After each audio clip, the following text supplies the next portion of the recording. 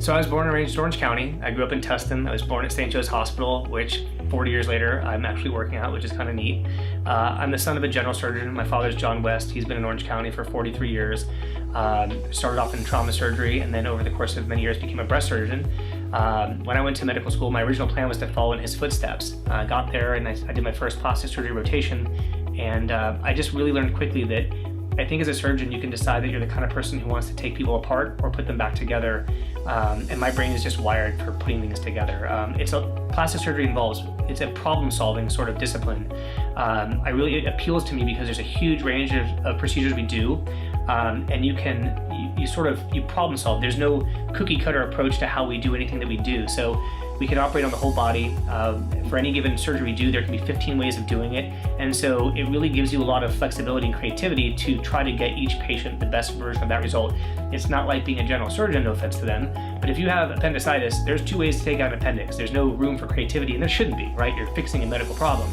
In plastic surgery, somebody can come with a breast problem. You may look at it and you might ask 10 different people, get 10 different variations on a theme of how to fix that. So the creative element, the problem-solving element of plastic surgery really appealed to me. I've been cutting and sewing for a very long time. I was fortunate to be raised by a surgeon who exposed me to surgery at a very early age. So I took my first mole off my dad when I was 5 years old. I don't think I billed him for it. I started going to the operating room when I was 15 years old. I started assisting at surgery, so he'd take me in at midnight and I'd scrub in and hold retractors. So although I'm a younger plastic surgeon, I've been cutting and sewing as long as most people have been in practice for 40 years. When I was 18, I started working at the Cardiothoracic Research Lab at UCI, which I was involved in putting test subjects on bypass circuits. So I was, operating fairly independently in my late teens and early 20s. So I've been doing this. I knew at a very early age that I was going to end up being a surgeon of some kind. It was just a matter of what kind of surgeon was I going to be. I got back out to California in 2010 after spending 6 years in DC at Georgetown, which is one of the premier breast reconstruction programs in the country. I did a 7th year of training in Manhattan with a very famous surgeon who does faces and eyes and noses. And I started working with breast clinics, so I got to work side by side with my dad, which is a really gratifying thing to do. And my initial emphasis was almost exclusively on breast reconstruction, which I find very gratifying. Over the years, having treated hundreds or thousands of patients, started to develop a reputation, and because of the care we take of our patients, we get referrals for cosmetic procedures.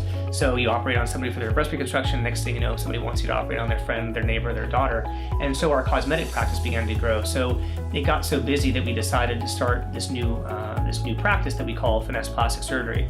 So it's been about 3 or 4 years now, and the practice has become busy, and we've added a couple of different plastic surgeons over the years. And it's been a really fun project. We've got a great team. It's a place that my thought was, when we created Finesse, was to have a really warm, safe environment for patients to show up for what can be a very stressful conversation. I've been, over the years, into many plastic surgeons' offices, and sometimes the theme that you lead with is this ego and the attitude and the marble statues, where it's really all about the surgeon. My goal was to build a practice about the patients, where patients could come in, share these very intimate concerns, and make them feel comfortable, and then educate them, and then empower them to make good decisions. Does surgery make sense for you? And if it does, which is the right surgery for you? So it's very much my goal to make our patients feel like family when they leave. We want them to feel cared for, that we're here not as a business, but we're here as physicians to give them, to help them make a change that's intimate and important, that it's about restoring self-confidence, and in some ways really changing, in some patients, their lives really dramatically. It's a major responsibility to be responsible for doing a surgery that a person doesn't need. When you're doing elective surgery, there's a very high threshold for delivering outstanding results when somebody doesn't need something done. And so we take our job very seriously. Safety is always first. Making patients happy obviously is critical. And our goal is to get patients the right surgery, to get them through that in the most smooth and safe way possible, so that we get smiles and hugs at the end of that journey. And as a result, we've become very busy, and I think our patients recognize the difference in the way we provide care, the difference of the environment, the difference of the staff that we hire. We have the kind of staff, the kind of office where people really feel comfortable coming back to over and over and sending their friends and sending their families, whether it's the doctors that we work with who send us their friends and family or existing patients. One of the most flattering things is having a patient get referred to you, because it really speaks to the trust that somebody has in the work that you do. And it's something we take really seriously.